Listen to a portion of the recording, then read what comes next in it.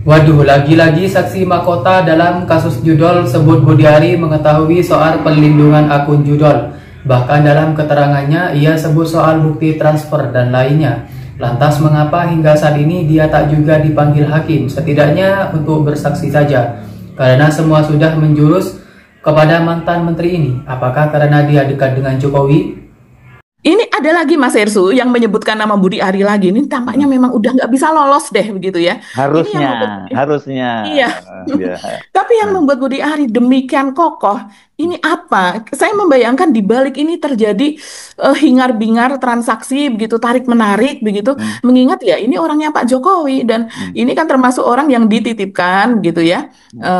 Ada investigasi soal itu oleh teman media yang termasuk nama yang dititipkan untuk kepada Pak Prabowo untuk tetap menjadi anggota kabinet. Oke, kita lihat ini kesaksian pegawai Kominfo bernama Samsul Arifin.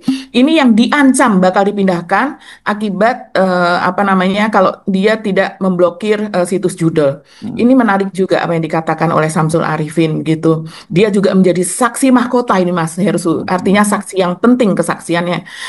Jadi Samsul mengatakan bahwa pada Februari 2024 dia melakukan pemblokiran terhadap 2000 situs judul. Nah, dia kemudian diancam, tapi dia mengatakan bahwa dia tidak tahu siapa yang mengancam itu, begitu, mengancam jiwanya.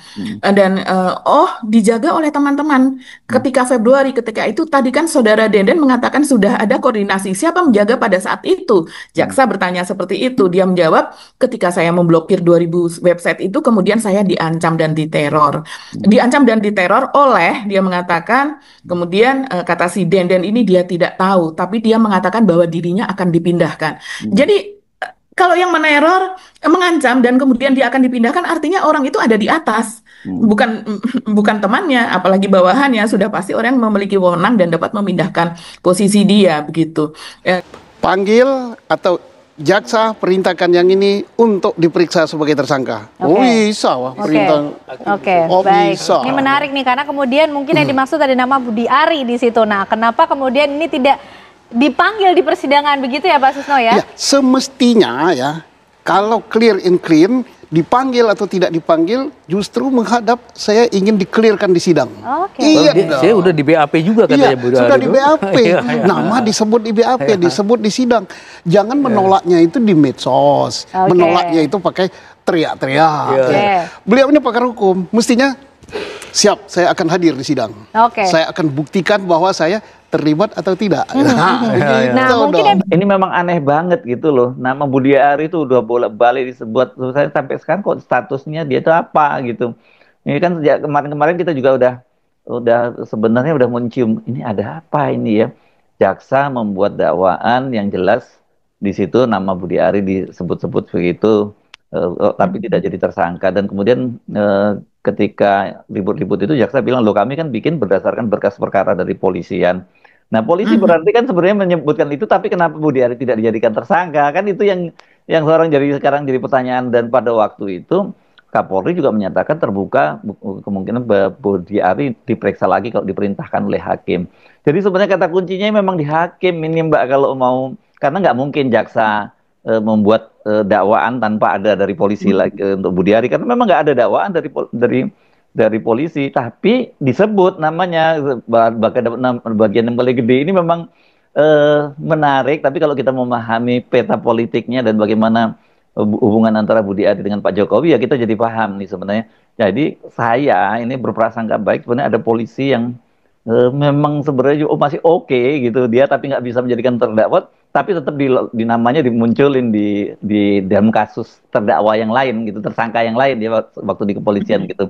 Jaksa juga berdasarkan karena berkas perkara di kepolisian, ya dia bikin dakwaan itu yang kemudian dibilang oleh Budi Ari itu framing dari PDIP dan Budi Gunawan gitu, Menko apa namanya sekarang itu ya, Menko Hukum.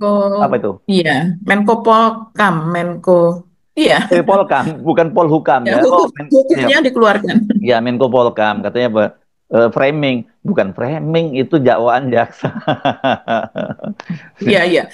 Yang menyebut nama mantan menteri, Pak Menteri itu, mantan menteri itu yang kemudian disebut, tetapi dalam berkas ketika penyerahan tahap pertama maupun tahap kedua, Pak Pak mantan Menteri Kominfo itu tidak kemudian disertakan karena tidak pernah dijadikan saksi meskipun disebut. Nah, oleh karena itu berdasarkan berkas yang diterima dan kemudian saksi-saksi yang kemudian diterima oleh kejaksaan, ya kejaksaan menyampaikan itu ke pengadilan sesuai dengan berkas dan apa yang kemudian diterima oleh kejaksaan. Nah, kalau toh kemudian pengembangan kasus ini mau diarahkan ke atas misalnya, ya itu tergantung. Sekarang kan yang punya wewenang adalah hakim. Nah, hakim bukan lagi jaksa kan. Ya, di pengadilan yang punya kewenangan adalah hakim.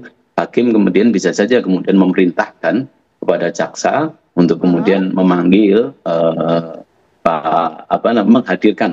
menghadirkan Pak mantan Menkominfo itu sebagai saksi di persidangan. Bagus. Nah, dalam keterangannya itu Denden mengatakan bahwa penjagaan situs judol yang tadinya seharusnya itu di take down dan kemudian ternyata malah dijaga dan dikutip pungutan kepada masing-masing itu ternyata sudah mendapatkan restu dari atasan.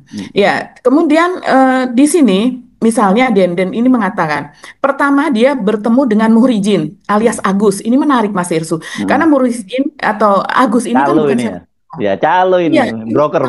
Ya. Kemudian dia mengatakan dia memiliki bukti transfer dan sebagainya, tidak tahu bukti transfer dari mana, yang jelas dia memiliki itu. Dan akhirnya diberikan oleh si Denden ini dinyatakan kepada jaksa ketika ditanya ya, akhirnya dia memberikan sejumlah uang, yaitu ada 400 juta dan kemudian 1 miliar begitu, itu dalam beberapa tahap. Jadi memang luar biasa. Tentunya dipilih ya, skala prioritas kita. Dia akan milih mana ini yang ikan besarnya. Ternyata diambil Sultan Menang. Ikan besar ini maksudnya apa, Pak Susno? Kalau diambil satu ini, dampaknya side effect-nya besar. Akan membuat takut yang lain dan akan bisa mengungkap bahwa yang ini omsetnya besar, yang ini dalangnya ada. Yang ini mungkin juga ada yang melindungi kita. Nah, sehingga daripada mengungkap yang cemen-cemen, lah ini kan yang besar, yang gede. Nah, tapi persoalannya kalau kita ikuti sidang saat ini belum terungkap tuntas. Ada nama-nama yang disebut tidak dihadirkan di sidang. Nah, ini yang menarik, Pak Susno. Dan ini publik berharap kepada siapa? Kepada hakim yang menyidangkan perkara ini.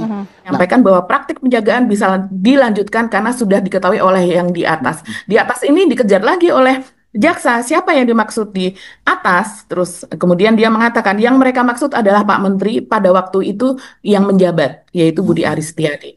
Nah, kembali lagi Budi Aris Setiadi di sini disebut. Jadi tambah lagi Mas Irsu, jadi Denden ini menjadi saksi mahkota kemarin pada si Tony Tomang ini menyebut Budi Ari dengan nama Muni. Dua saksi mahkota yakinkan bahwa Budi Aris Setiadi tahu ada perlindungan situs judol.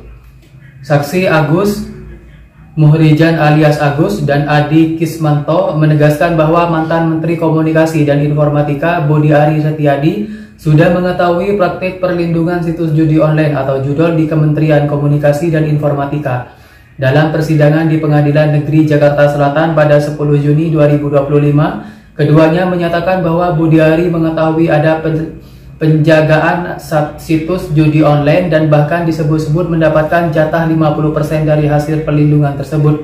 Meski demikian, di luar sidang Budi Ari Setiadi membantah tudingan tersebut segera tegas. Ia menyatakan bahwa klaim penerimaan jatah 50% adalah narasi jahat yang menyerang harkat dan martabatnya dan menegaskan tidak pernah menerima aliran dana apapun dari praktik tersebut. Budi Ari juga mengklaim tidak mengetahui rencana pembagian uang itu dan mengaku justru aktif memberantas situs judi online saat menjabat Menteri Kominfo.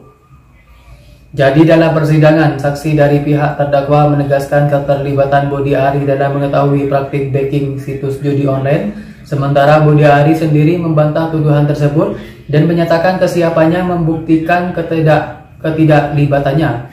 Sidang kasus pengamanan situs judi online di Pengadilan Negeri Jakarta Selatan pada hari Rabu mengungkap berbagai fakta terkait jaringan perlindungan situs judi online yang melibatkan pejabat dan pegawai Kementerian Komunikasi dan Digital serta pihak swasta. Terdakwa Adi Kismanto dan Muhrijan alias Agus meyakinkan Denden Imanduddin Soleh agar kembali melindungi situs judi online alias judol, supaya tidak diblokir oleh Kementerian Komunikasi dan Informasi, yang kini telah diganti nama menjadi Kementerian Komunikasi Digital Komdigi. Sebelumnya, Denden sempat menghentikan praktik perlindungan tersebut karena sudah tidak lagi menjabat sebagai Ketua Tim Pengendalian Konten Internet Ilegal Kominfo. Jabatan itu telah dialihkan kepada Syahrul Arifin, yang juga menjadi terdakwa dalam kasus ini. Denden kemudian menjabat sebagai Ketua Tim Penyidikan dan Ahli Undang-Undang Informasi dan Transaksi Elektronik di kementerian yang sama. Tak hanya Denden, Adi dan Agus juga berupaya meyakinkan Syamsul Arifin untuk ikut bergabung dalam praktik perlindungan situs judi online.